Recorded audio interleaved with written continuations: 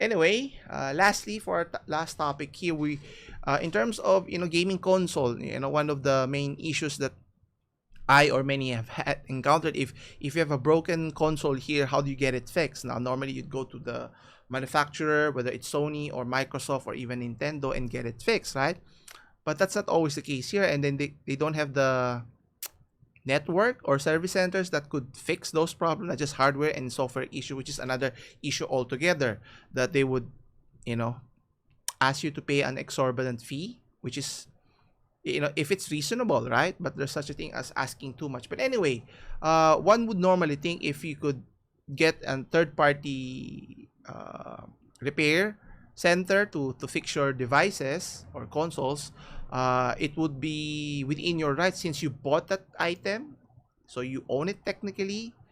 But in terms of legality, you're not allowed to, get it fixed because under the U.S. law, let's see here, that it is considered illegal. So meaning the software component, the company, the company or the manufacturer or the gaming manufacturer has the rights to that one. It's their proprietary.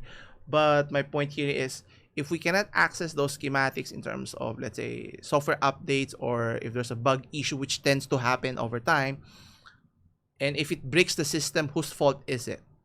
So should we get remuneration, get paid so that we can play the game, or are we asked to buy another console so that we can play those games? Which is kind of confusing if you ask me here. But what's interesting here is the DMCA exemption now allows users to fix other types of software-enabled devices, which I think is high time here. Now, does it encompass all devices? Well, not necessarily, only gaming consoles here. So, according to the Librarian Congress, has provided a new exemption. So the DMCA that I was talking about earlier is called the Digital Millennium Copyright Act, or DMCA. So that will let people, meaning us, repair optical drives and on video game consoles. So there's still a limitation not inside the whole component device, but it focuses only on the optical drives itself. Now, the new rule will also allow users to perform diagnosis, maintenance, and repair on other types of software-enabled devices. So, I think there should be a understanding that once a consumer bought that item, they own it, regardless if it's the software and the hardware itself. It's not as if we have to keep on paying for that. So, if the company who's selling it doesn't want to share that, then they should be held liable, because if there's a problem with that software, aren't they held liable to fix it and so forth? And if it crashes the hardware, similar to what happened to, what was that game? The New World game, right? Which was produced by Amazon, and it break EVGA's GPUs, and it's not just EVGA. Other GPU brands were bricked because of the software issues here. And shouldn't Amazon be held liable because of that? Because of their ineffective way of implementing the game, which damages the physical or the hardware component, or in this case, the GPU. But anyway, one of the main issues is with companies, or in this case, the gaming platforms, always using the DMCA claim that what they're doing is illegal. Now, according to a report, a petition filed last September 2020, the company iFixit, which is pro-consumer for repair. Obviously, they sell they're selling components to how to fix or do self-repair for your devices here. Now, it was mentioned here, the Copyright Office recommendation is to allow consumers to repair software-enabled consumer devices and to repair optical drive on their video game consoles as a victory for consumers. Now, obviously, it's a partial victory, but not a total victory here. Now, obviously, we have to know what our rights is, especially imagine, for the longest time, before our time, that if you bought an appliance, companies will not give you the schematics. If it's broken, how do you get it fixed, right? And there was it legislation? I forgot what was that law. I think Louis Rossman mentioned it before, but I forgot that it was required by law that company has to provide the schematic, so that if there's any problem, either the company provide the service itself or let others service the defective product.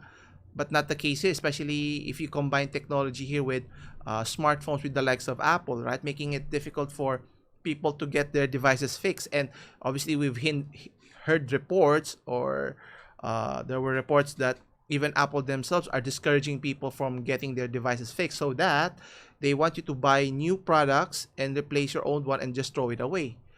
And yet they're advocating that they're trying to save our environment by being more environmentally friendly. But that's a different discussion altogether. But going back to the gaming console, I think it's about high time. And I think that coverage should expand as well, eventually in time. And the problem here is the fight to repair. Let me see here. So the right to repair is a big issue that I think a lot of people should be aware of and should be constantly discussing it, so that we put pressure on companies that are taking advantage of that loophole or are ignorant for not knowing those things. And until such time, comes to fruition, obviously, with articles, people's influencers like Louis Rossman fighting for right to repair is ongoing battle here. And according to the 1201 process is more broken than I could have imagined, according to Burke here. So device manufacturers hide behind those trade associations that fearmonger about pirating movies, games, and music copyright works that most of the laws in question do not even protect.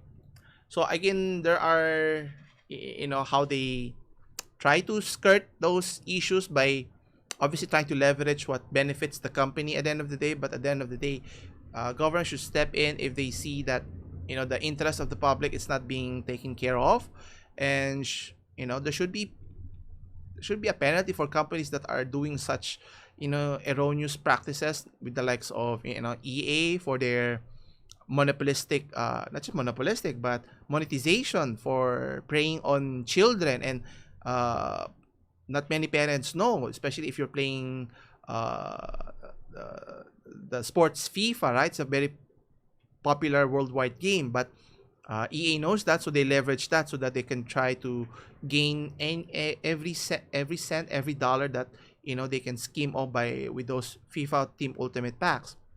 And then you have Activision, another terrible company with its toxic like work culture. So you could just list on several companies that leverage technology to their advantage, and then if it harms their business, they try to find ways to penalize other parties, but the companies themselves are not being penalized themselves, which is a difficult scenario to begin with. So I'm not saying it's easy, but we have to do something, or even start a discussion, so that that those companies are made aware that we know that what they're doing is not I won't say illegal, but unethical, and we are not okay with it.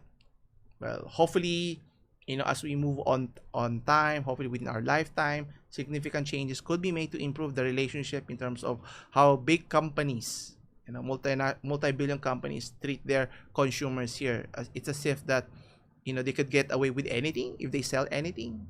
Well, hopefully not. But anyway,